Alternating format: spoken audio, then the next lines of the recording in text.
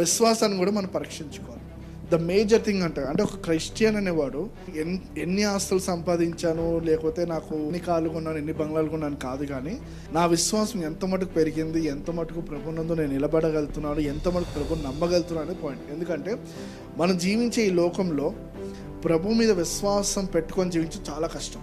So ఫెయిత్ని గమనించుకోకపోతే, మన విశ్వాసాన్ని పరీక్షించుకోకపోతే ఏం జరుగుతుందంటే, రేపొద్దున ప్రభు వచ్చినప్పుడు మనం అందరం కూడా విడబడే గుంపులో నిలబడతాం.